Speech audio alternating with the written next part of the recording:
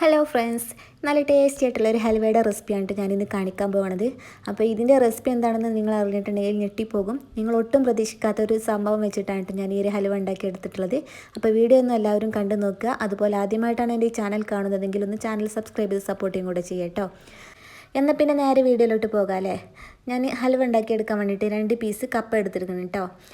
കപ്പയൊക്കെ തൊലി കളഞ്ഞ് കഴുകി വൃത്തിയാക്കിയിട്ട് എടുത്തിട്ടുണ്ട്. പിന്നെ ഇതാ ഒരു തേങ്ങ ഫുള്ളായിട്ട് ചിരകിയിട്ട് തേങ്ങാപ്പാൽ എടുത്തിട്ടുണ്ട് കേട്ടോ. മിക്സിയിൽ കുറച്ച് വെള്ളം ഒഴിച്ചിട്ട് അടിച്ചിട്ടാണ് തേങ്ങാപ്പാൽ എടുത്തിട്ടുള്ളത്. പിന്നെ ഒരു മുറി തേങ്ങ ഞാൻ ചെറിയ പീസാക്കിയിട്ട് അങ്ങനെ അരിഞ്ഞെടുത്തിക്കണം കേട്ടോ. പിന്നെ ഇതാ 5 ശർക്കരയും കൂടെ എടുത്തിട്ടുണ്ട്. അത് ശർക്കര പാനിയൊക്കെ എടുക്കാൻ വേണ്ടിയിട്ടുള്ളതാണ്. പിന്നെ എന്താ കപ്പ് ചെറിയ പീസാക്കിയിട്ട് അരിഞ്ഞെടുത്തിക്കണം കേട്ടോ. അരിഞ്ഞെടുക്കുമ്പോൾ അതിൻ്റെ ഉള്ളിൽ ആരോളൊക്കെ ഒഴിവാക്കിയിട്ടുണ്ടായിരുന്നു. എന്നിട്ട് നല്ലോണം അരച്ചെടുത്തിട്ടുണ്ട്. കുറച്ച് വെള്ളം ഒഴിച്ചിട്ടാണ് കേട്ടോ അരച്ചെടുത്തിട്ടുള്ളത്. നല്ല നൈസായിട്ട് തന്നെ അരച്ചെടുത്തിട്ടുണ്ട്. അത് ഞാനൊരു കടായിലോട്ട് ഒഴിച്ച് കൊടുക്കുകയാണ്. ഇനി ഈ മിക്സി ഒന്ന് ചുഴറ്റി പാരും കൂടെ ചെയ്യുന്നുണ്ട് കേട്ടോ. ഇതാ നല്ലോണം അരച്ചെടുത്തിട്ടുണ്ട്. ഞാനിതാ മിക്സി ഒന്ന് ചുഴറ്റിയിട്ട് ഒഴിച്ച് കൊടുത്തിട്ടുണ്ടായിരുന്നു. എന്നിട്ട് നല്ലോണം മിക്സാക്കി കൊടുക്കുകയാണ്. ഇതിലായിട്ട് ഇനി തേങ്ങാപ്പാലും കൂടെ ഒഴിച്ച് കൊടുക്കുകയാണ്. തേങ്ങാപ്പാൽ ഒഴിക്കുമ്പോൾ അതിൻ്റെ അടിഭാഗം ഒഴിക്കണില്ല കേട്ടോ. അതിൻ്റെ അടിഭാഗത്ത് നമ്മൾ തേങ്ങ നല്ലോണം ചിരകി എടുക്കുമ്പോൾ ചിരട്ടയുടെ കളറും കൂടെ പെടുമല്ലോ, ആ ഒരു കളറാണ് കേട്ടോ ഊറി വന്നിട്ടുള്ളത്. അത് ഒഴിച്ച് കൊടുക്കണില്ല. ഈ തേങ്ങാപ്പാൽ തന്നെ ഉണ്ടാക്കിയിട്ടുള്ളത് മിക്സിയിൽ തേങ്ങ ഇട്ടിട്ട് കുറച്ച് വെള്ളം ഒഴിച്ചിട്ട് അടിച്ചിട്ടാണ് എടുത്തിട്ടുണ്ടായിരുന്നത്. ഒട്ടും വെള്ളമില്ലാതെ എടുത്ത തേങ്ങാപ്പാലൊന്നുമല്ല. കാരണം നമുക്ക് ഈ കപ്പ വേവിച്ചെടുക്കാൻ വേണ്ടിയിട്ട് കുറച്ച് വെള്ളത്തിന് ആവശ്യമുണ്ട്. അപ്പോൾ തേങ്ങാപ്പാലിൽ കൂടെ ആയാലും കുഴപ്പമില്ലല്ലോ. തേങ്ങാപ്പാൽ ഫുള്ളായിട്ട് കിട്ടും ചേട്ടച്ചിട്ട് അങ്ങനെയാണ് എടുത്തിട്ടുള്ളത്. പിന്നെ എന്താ ശർക്കര പാനിയാക്കിയിട്ടുണ്ടായിരുന്നു. അതൊരു അരിപ്പയിലൂടെ ഒഴിച്ചിട്ട് കരടൊക്കെ ഒഴിവാക്കിയതിന് ശേഷമാണ് കേട്ടോ ഒഴിച്ച് കൊടുക്കുന്നത്.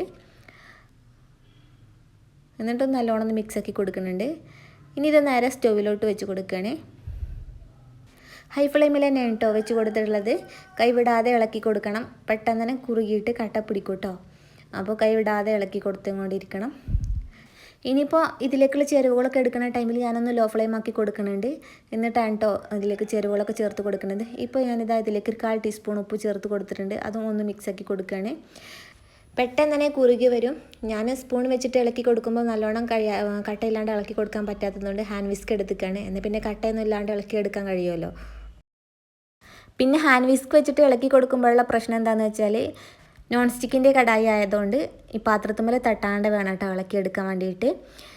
നല്ല ഉരസി പോകുമ്പോൾ ചിലപ്പം കടായിയുടെയൊക്കെ ആ കോട്ടിങ് ഇളകി പോകാൻ ചാൻസ് ഉണ്ടാവും. അപ്പോൾ പാത്രത്തുമ്മ തട്ടാണ്ട് വേണം ഇളക്കി എടുക്കാൻ വേണ്ടിയിട്ട്. എന്നാൽ പിന്നെ കടി പിടിക്കും കട്ട പിടിക്കും ഒന്നും ചെയ്യാണ്ട് ഇളക്കുകയും വേണം. പിന്നീട് ഞാനിതിലോട്ട് ഒരു 5-6 ഏലക്കായ പഞ്ചസാര കൂട്ടി പൊടിച്ചതും കൂടി ചേർത്ത് കൊടുത്തിട്ടുണ്ട്. ഏകദേശം നമ്മുടെ ഹൽവ ഒന്ന് കുറുകി വന്നപ്പോഴാണ് ലോ ഫ്ലെയിം ആക്കി കൊടുത്തിട്ടുണ്ടായിരുന്നു കേട്ടോ.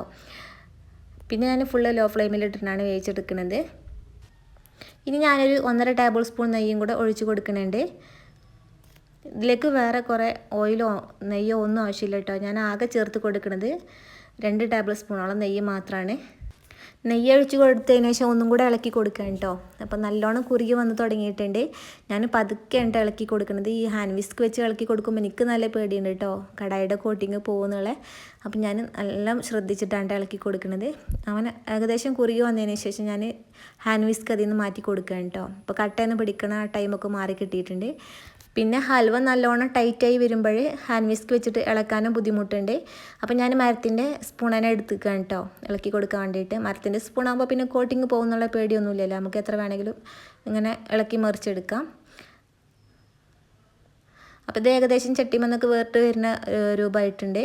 അപ്പോൾ ഞാനിതിലേക്ക് ഇതാ 1 ടീസ്പൂൺ നെയ്യും കൂടെ ഒഴിച്ച് കൊടുത്തിട്ടുണ്ട്. ഇനി നെയ്യൊന്നും ഒഴിച്ച് കൊടുക്കണില്ല കേട്ടോ, ഓവർ നെയ്യൊന്നും ഒഴിച്ച് കൊടുക്കണില്ല. അപ്പോൾ ഈ ഒരു ആദ്യം ഒഴിച്ച് 1.5 ടേബിൾ സ്പൂൺ നെയ്യും പിന്നെ ഒരു 1 ടീസ്പൂൺ നെയ്യും മാത്രമാണ് കേട്ടോ ഞാൻ ഇതിലേക്ക് ഒഴിച്ച് കൊടുത്തിട്ടുള്ളൂ. ലാസ്റ്റായപ്പോൾ ഞാൻ ഒന്നും കൂടെ ഹൈ ഫ്ലെയിം ആക്കി കൊടുത്തിട്ടുണ്ടായിരുന്നു കേട്ടോ. ഒന്നും കൂടെ പെട്ടെന്ന് തന്നെ കുറുകി കിട്ടാൻ വേണ്ടിയിട്ടാണ്. അപ്പോൾ കപ്പയൊക്കെ നല്ലോണം വെന്തു എന്നുള്ള ഉറപ്പ് വന്നതിന് ശേഷം മാത്രമാണ് ഞാനത് ഹൈ ഫ്ലെയിമിലേക്ക് ആക്കി കൊടുത്തിട്ടുണ്ടായിരുന്നത്. ഏകദേശം ഫ്ലെയിം ഓഫാക്കി കൊടുക്കാനായി എന്ന് കണ്ടപ്പോൾ ഞാനിതാ തേങ്ങാക്കൊത്തും കൂടെ ചേർത്ത് കൊടുത്തിട്ടുണ്ട്. തേങ്ങാക്കൊത്ത് വേണമെങ്കിൽ നെയ്യിൽ വറുത്തിട്ടൊക്കെ ചേർത്ത് കൊടുക്കാം കേട്ടോ. ഞാനിത് അങ്ങനെ പച്ചക്ക് തന്നെ ചേർത്ത് കൊടുത്തിക്കാണ്. അണ്ടി മുന്തിരിയൊക്കെ വേണമെങ്കിൽ ചേർത്ത് കൊടുക്കുക. ഈ ഒരു ടൈമിൽ നല്ല ടേസ്റ്റാണ് കേട്ടോ. ഈ ടൈമിൽ നല്ലൊരു മണമായിരുന്നു കേട്ടോ. നെയ്യൊക്കെ ഒഴിച്ച് കൊടുത്തിട്ട് ഇങ്ങനെ മൂത്ത് വരുന്ന ടൈമിൽ നല്ലൊരു സ്മെല്ലുണ്ടായിരുന്നു. അപ്പോൾ അതാ നമ്മുടെ ഹൽവയൊക്കെ ഇവിടെ റെഡി ആയിട്ടുണ്ട്. ഞാൻ ഫ്ലെയിമൊക്കെ ഓഫാക്കി കൊടുത്തിട്ടുണ്ട് കേട്ടോ. അപ്പോൾ തണുത്തതിന് ശേഷം ഞാനിത് സെർവ് ചെയ്യാണ്. ഞാനിതൊരു ഹൽവയുടെ ഷേപ്പാക്കി എടുക്കാനും വേണ്ടിയിട്ടൊന്നും നിന്നിട്ടില്ല കേട്ടോ. അങ്ങനെ ആക്കി എടുക്കണമെങ്കിൽ ഒന്നും കൂടെ ഇത് കുറുക്കി എടുക്കണമായിരുന്നു. ഞാൻ അങ്ങനെ ആക്കാൻ വേണ്ടിയിട്ട് നിന്നിട്ടില്ല. അപ്പോൾ ഇങ്ങനെ കഴിക്കാൻ തന്നെ നല്ല ടേസ്റ്റ് ആയിരുന്നു കേട്ടോ. നമ്മൾ കൂവപ്പൊടിയും പനപ്പൊടിയൊക്കെ വരികിയത് കഴിക്കൂല, അതുപോലെ കഴിക്കണം, നല്ല ടേസ്റ്റ് ഉണ്ടായിരുന്നു.